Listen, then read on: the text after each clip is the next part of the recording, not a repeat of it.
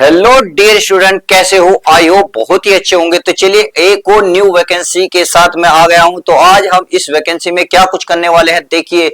जो बच्चे 10th पास करो बैठे हैं उनके लिए भी बहुत बढ़िया वैकेंसी आ चुकी है।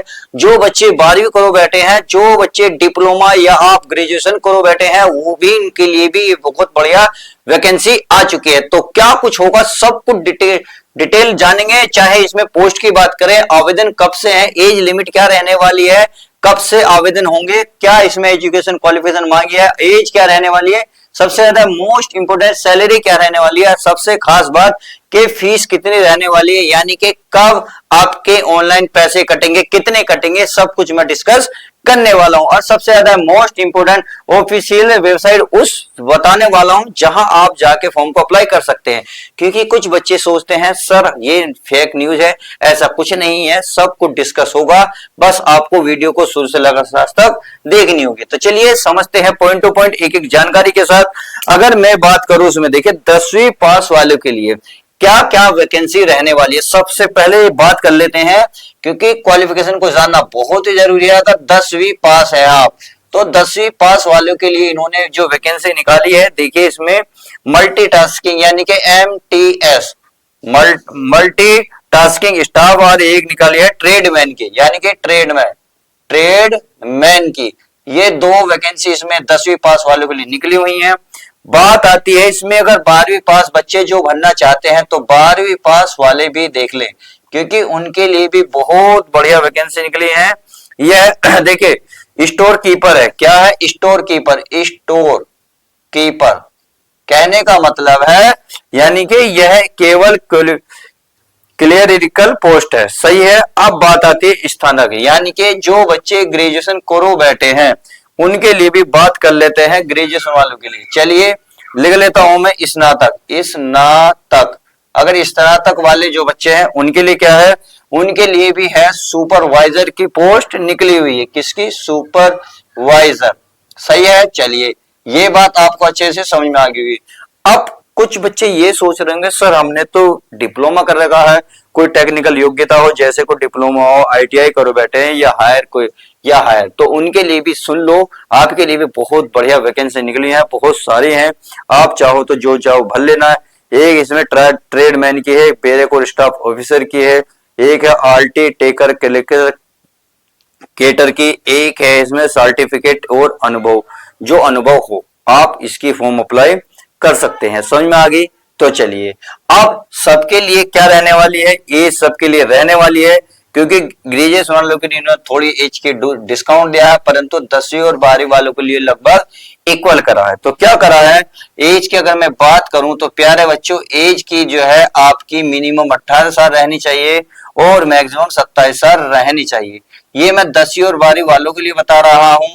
और अगर प्यारे बच्चों आप OBC में है तो आप 18 से लेकर 30 साल तक है तो फॉर्म को अप्लाई कर सकते हैं। अगर बच्चे प्यारे कुछ बच्चे SC ST में आते हैं तो वो फॉर्म को 18 से लेकर 33 साल तक के फॉर्म को अप्लाई कर सकते हैं। उम्मीद है ये बात आपको अच्छे से समझ में आ गई होगी। चलिए ये बात समझ में आ गई, तो अब ये आप सुन लीजिए स्नातक, यानी कि जो बच्चे ग्रेजुएशन करो बैठे हैं कंप्लीट, चाहे इसमें BA हो, BSc हो, BCom हो, या आपने पोस्ट ग्रेजुएशन कर रखी है, तो भी फॉर्म को अप्लाई कर सकते हैं, क्योंकि इसमें ऐसी कोई कंडीशन नहीं दी। तो चलिए इनकी एज को भी सुन लेते हैं। मैंने बताई ना, स्नातक वाले सुपरवाइजर की अगर पोस्ट को भरना चाहते हैं तो उनकी एज कितनी रहने वाली है, तो उनकी एज 18 से लेकर 30 साल तक रहने वाली है। अब इसमें अगर OBC वाले आते हैं तो आपको पता है 18 से लेकर 33 साल तक।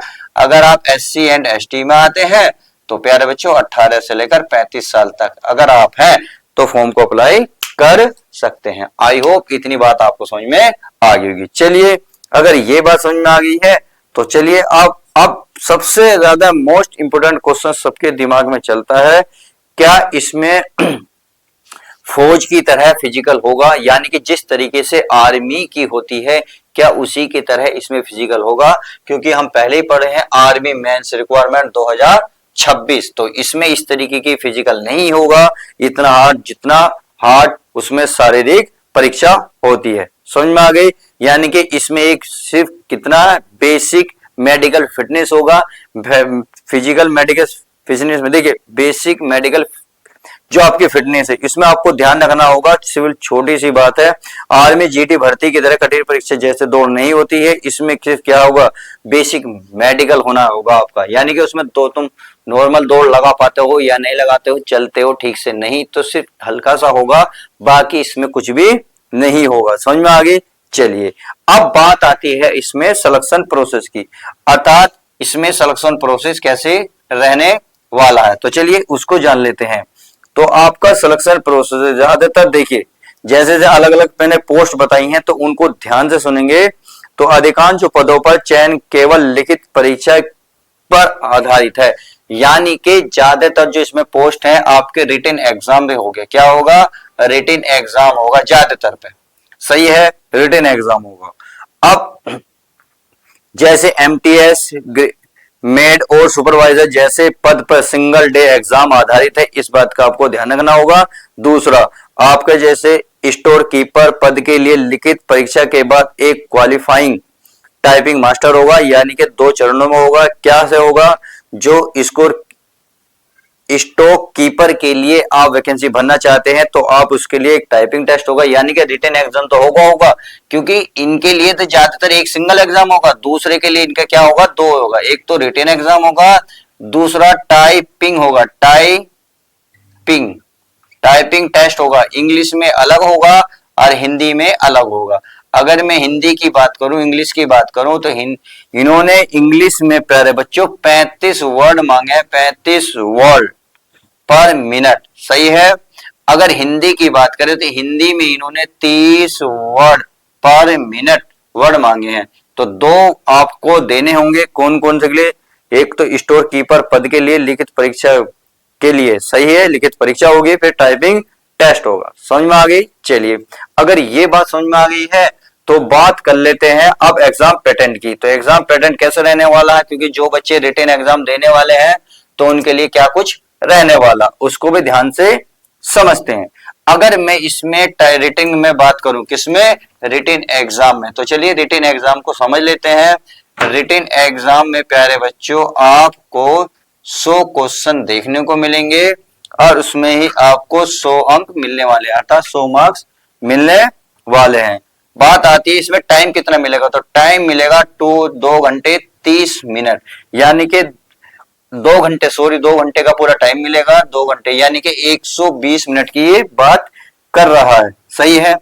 अब सबसे ज्यादा मोस्ट इंपोर्टेंट है कि आर्मी एमएस की जो है, एमईएस की पहले क्या होती थी, इसमें नेगेटिव मार्किंग नहीं होती थी, परंतु अब में आपके इसके चांस बन गए हैं, इस बार आपकी नेगेटिव मार्किंग देखने को मिल सकती है। तो प्लीज इस बात का आपको विशेष ध्यान रखना होगा। चलिए अब ये तो बात समझ में आ गई कि 100 क्वेश्चन आएंगे, 100 में 100 मार्क्स मिलेंगे 2 घंटे में। तो 100 क्वेश्चन कौन कौन से सब्जेक्ट से कितने होंगे, इस बात को ध्यान रखते हैं। तो 100 क्वेश्चन के लिए आपको 4 सब्जेक्ट डिसाइड किए गए हैं, सब में आपको इक्वल क्वेश्चन मिलेंगे, अर्थात 25-25 क्वेश्चन मिलने वाले हैं।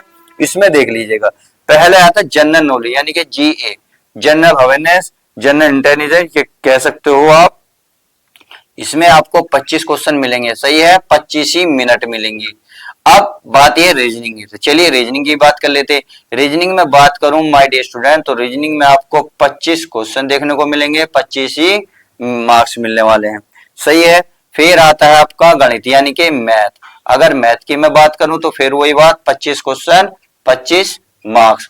अब बात आप जनरल नॉलेज, यानी कि अच्छा इंग्लिश बच गई, चलिए इंग्लिश भी, इंग्लिश में इसमें है, तो इंग्लिश में मैंने बताई ना 25 क्वेश्चन और 25 ही मार्क्स आपको मिलने वाले हैं। तो इस प्रकार से आप खुद देख सकते हैं, 100 क्वेश्चन 100 मार्क्स, उसमें टोटल आपको कितने, 2 घंटे का टाइम मिलेगा। अब आता है मेहनत का फल कितना मिलना है, यानी कि आपकी सैलरी जितनी जो पद पे रहेगा, यानी कि उतनी सैलरी मिलने वाली है। मेहनत का फल कहने का मतलब पद के अनुसार आपको सैलरी मिलेगी। उसमें अगर मैं सुपरवाइजर की बात करूं, सुपरवाइजर के लिए आप अगर पोस्ट भरते हैं, सुपरवाइजर किसमें है, स्नातक में, तो आपको सैलरी लगभग देखिए, सैलरी 50,000 रुपए मिलने वाली। इसको ध्यान से देखिए, इसको जरा जूम करके देखिए, आपको सैलरी कितनी मिल रही है, 50,000 तक। अगर आप स्टोर कीपर की लेवल बनना चाहते हैं तो उसमें आपको 38,000 से लेकर 40,000 तक आपको सैलरी मिलेगी। इसको आपको ध्यान रखना होगा। चलिए बात आती है एमटीएस और मेड में बनना चाहते हैं तो उसमें आपको लगभग 36,000 के समथिंग आपको सैलरी मिलेगी। देखिए यह शुरुआती इन हैंड सैलरी है। इस जैसे समय बढ़ता रहेगा, समय बीतता रहेगा तो आपकी सैलरी भी बढ़ती रहेगी। समझ में आ गई। चलिए अब सबसे ज्यादा मोस्ट इंपोर्टेंट, सर ये आवेदन कब से है? तो आवेदन की बात सुन लो। देखिए इसका दिसंबर के लास्ट में इन्होंने नोटिफिकेशन दिया था, उसमें ये कहा था हमें 1 से 1.5 महीने के बीच में टाइम चाहिए, फिर हम आपको कंफर्म डेट बता देंगे।